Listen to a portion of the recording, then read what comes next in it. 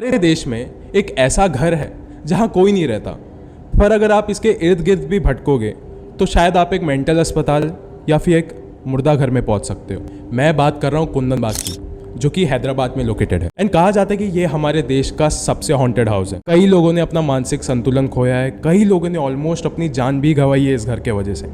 इन सब के बारे में हम आगे जाके बात करेंगे इस वीडियो में, लेकिन पहले जान लेते हैं कि क्या है कुंदन बाग का इतिहास। क्यों ऐसा लोग कहते हैं कि शाम को 6 बजे के बाद इस घर के इर्द गिर्द भी नहीं घूमना चाहिए।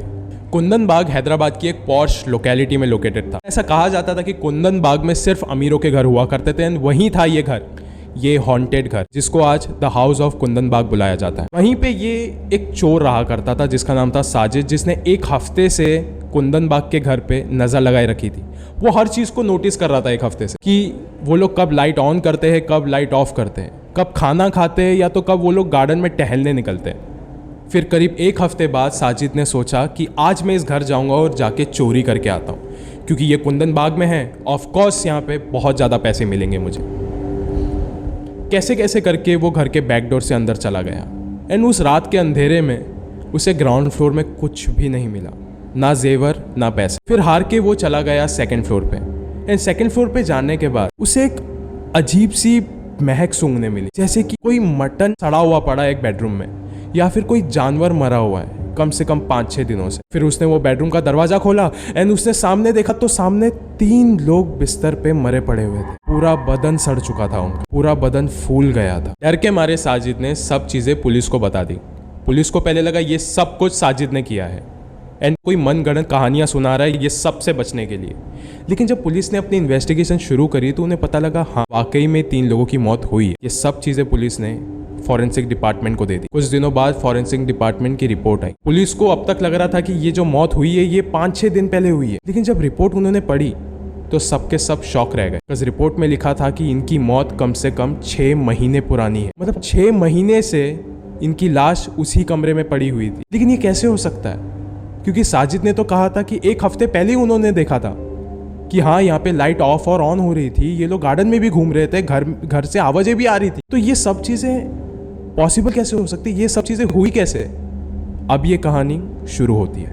काफी समय पहले इस घर के ऑनर की डेथ हो गई थी एंड ये घर चला गया था उनके बेटे के हाथों में, जो कि अमेरिका में रहा करता था एंड उनका कभी इंडिया में आना जाना नहीं होता था। तो उसने इस घर को रेंट पे देना चालू कर दिया। लेकिन पता नहीं इस घर में ऐसा क्या था जो कि जो भी इस घर में आता था रहने के लिए वो ज़्यादा से ज़्यादा 10 दिन रह पाता था बस, एंड उसके बाद यहाँ से शिफ्ट करके कहीं दूर चला जाता था। ऐसा क्या है इस घर में जो लोग यहाँ पे रहना नहीं चाहते, या फिर क्या है इस घर में जो लोगों को यहाँ पे रहने नहीं देना चाहता। फिर काफी समय बाद यहाँ पे रहने आई एक बूढ़ी औरत और उनके 2 बच्चे। ये वही लोग हैं जिनकी डेड बॉडीज मिली थी। एंड लोकल्स की माने तो ये लोग काफी वियर्ड थे। लोकल्स ने देखा है कि कभी कभार इनके बच्चों के हाथों में खून होता था, कभी कभार कोई इनके घर में आधी रात को कैंडल्स लेके घूमता रहता था। सब चीजें वियर्ड। एंड जब पुलिस ने भी इन्वेस्टिगेशन करी तो उनको पता लगा कि इनकी मौत जहर पीने की वजह से हुई है, क्योंकि इनके कमरे में खाली फिनाइल की बोतल भी मिली थी एंड ऑल्सो बहुत सारे तंत्र मंत्र के हथियार। उनके सीलिंग में तंत्र मंत्र और जादू टोने वाले पैटर्न्स भी मिले थे जो कि खून से बनाए गए थे। हर एक चीज वियर्ड थी, लेकिन पुलिस ने कभी इस केस को समझने की कोशिश ही नहीं करी एंड इस केस को बस एक सुसाइड केस कहकर शट कर दिया।